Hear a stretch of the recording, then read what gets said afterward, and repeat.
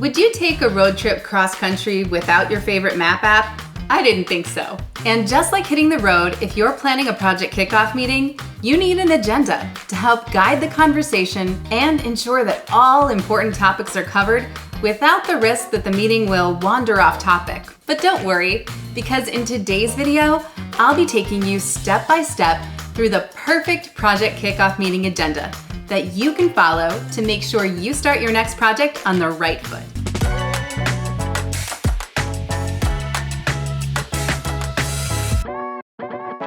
In a nutshell, the kickoff meeting's purpose is to discuss basics like project goals, details, methodologies, and timelines, plus establish expectations, ensure the project scope and expectations are understood, and provide an opportunity for the client to ask questions. And maybe include an icebreaker like their favorite road trip song. The meeting should be held as soon after the contract is signed as possible, so that everyone is on the same journey from the start, allowing for any potential issues or gaps in communication to be identified and addressed up front. This is not the time to try to win over the client with your wit and charm. You should have already done that in the pre-client kickoff meeting. Now that that's out of the way, let's get down to the real nitty-gritty of the client kickoff meeting agenda. So, what do you need to cover? Let's get into it with the help of our kickoff meeting agenda sample. Introductions: who's working on the project and what's their role? At the beginning of a meeting with a lot of people in attendance, it's unlikely everyone will get a chance to connect before you start. Which is why introductions are an essential part of a client kickoff meeting. I'm Hermione Granger. And you are? It's also an opportunity to build further rapport and trust with the client, as by taking the time to introduce yourself and your team, you can show that you're really invested in the success of the project, which, let's face it, is always going to be a good look. You want to spend a bit of time making sure everyone is clear on each person's roles, responsibilities, and focus. Determine who will be the single point of contact, who will take ownership over which deliverables, who needs to sign off on those deliverables, and what other stakeholders will be involved in the process. Never overlook an effective introduction. It can go a long way to kicking off a project the right way. Project background. How does this brief fit into the broader strategy and other projects? You can kind of take a back seat on this one, as this part of the meeting is led by the client. But don't get too comfy back there. It does mean that in advance of the meeting itself, you'll need to have given the client a brief to give them a chance to prepare. Or risk your client looking like a deer in the headlights. You'll want to find out the client's overall strategic business plan and understand how their project goals align with that. What projects preceded this one? And importantly, what projects could be happening simultaneously that might overlap, causing potential problems? It's also a chance to get out your magnifying glass and pipe, as in play detective and be a bit sneaky to find out about potential future projects that could be up for grabs. Project briefing. What's the business problem and customer need? Another chance for you to sit back and enjoy your coffee while the client does all the work. Well, not exactly, but yes, this part is also led by the client, which, again, means you will need to have briefed them in advance. This is the perfect opportunity to develop a richer understanding of the project at hand through relevant data and discussing the specific business problem that the team will be working on solving. And there's a little known factor that clients often don't account for in their planning, and that's how the problem relates to their customer needs.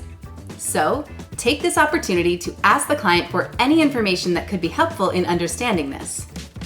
Success. How will we know if we've been successful? And what's failed before? It's easy to understand success, right? Just deliver the project according to the plan, the time, budget, and scope constraints, and bam, done, we've arrived. Wow! Whoa. But wait, you and I both know success isn't that simple. Just ask any project manager who's ever delivered a project on time, within budget and scope, if you can find one. Fast, good, or cheap. Pick two. The point is that you could do everything right and end up at that destination you set out to, and still end up with an unhappy client. especially if you don't know what success means to them. For a project to be successful, you need to not only understand success, but crucially, recognize that it isn't the same for every project, even with the same client. Aiming to deliver a project to meet the time, budget, and scope constraints is just the start. You must thoroughly understand the underlying client strategy and the strategic importance of the project. It's not about building a new website or app, for example, but understanding why. Tell me why. Ask yourself, why does the client want us to do this? Tell me why. And what exactly are we trying to achieve? Ain't nothing but a mistake. Now number 4. Did the previous vendor or agency slip up? And what happened? What are the KPIs? Without all of this understanding, your chances of delivering a truly successful project are slim.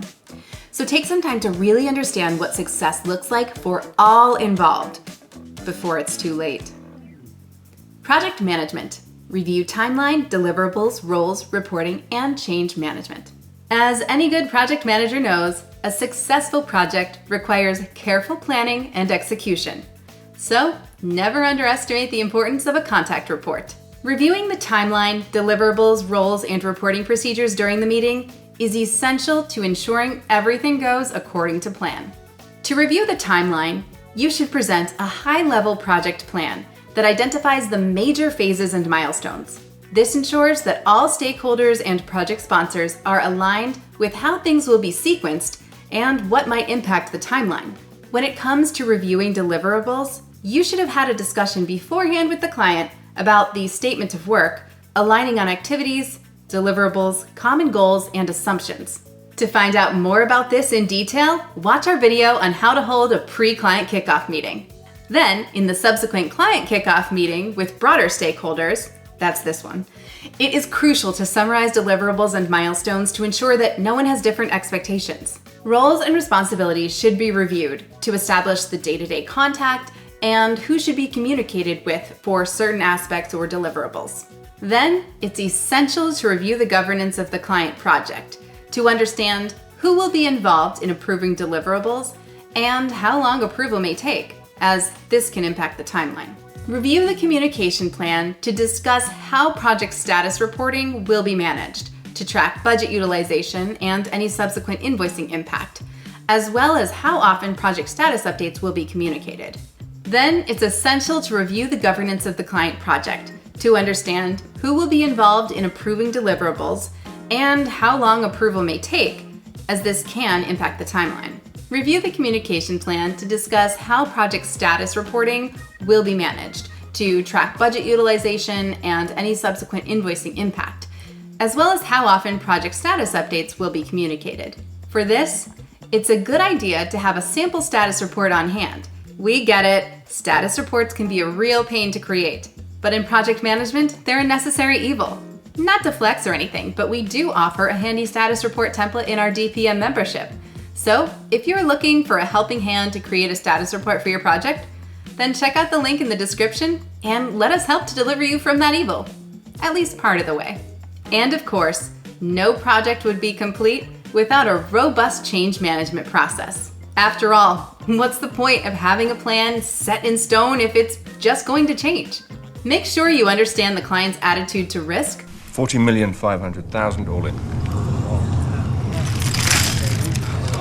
Raise all in. So you can consider the approach to collaboratively manage it, eliminating the potential of wrong turns along the way. Any other business? What haven't we discussed that we should? Are we there yet? The end of the meeting is in sight, but is there any other business to discuss before that? AOB is always a helpful way to wrap up a meeting. It gives the client the perfect opportunity to get everything off their chest and to raise anything else they want to go over, so they can be sure that nothing is left unsaid. It's also a great opportunity to show that you're open to feedback and to ensure that everybody is on the same page before moving forward with the project. So be sure to ask your client if there's anything else they want to go over before ending the meeting. They'll appreciate it, and you'll be able to get started on the project with a clear understanding of what needs to be done.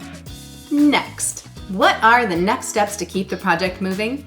The meeting is almost over, and you can sense the relief in the room. No more meetings! No more meetings! But wait! There's one more important thing to do before everyone takes the next exit from the meeting. You need to finish with some clearly defined next steps. What will the client need to do to keep the project moving? How will you ensure that you hit those project milestones? These vital questions must be answered before everyone goes their separate ways. But why stop there? Follow up after the meeting is done with a clear, concise email summarizing everything that was just said. That way, if anyone was confused or starting to zone out during the meeting, how dare they? They can refer back to your summary and be up to speed in no time. And don't forget to CC everyone on the email so that everyone has a record of what was discussed. Now that's efficient meeting management. I think that pretty much sums it up. They say all good things must come to an end, or, as it may be, another shameless plug. But seriously, our membership plan has everything you need to make your next project a success. More than just status reports, you can access over 75 expert curated templates, including kickoff meeting agenda templates and a project kickoff meeting checklist. But don't just take my word for it. Check it out for yourself by following the link in the description. What do you think? Will you be using this agenda for your next project kickoff meeting? Is there anything we've missed that you think is helpful in a client kickoff meeting? Let us know your thoughts in the comment section below. And don't forget to like, subscribe, and hit the notification bell to be kept up to date with all our future videos. And for more info on how to plan an agenda to kick off your next client kickoff meeting the right way, check out our article, which you can also find in the description box below. Thanks for watching. See you next time.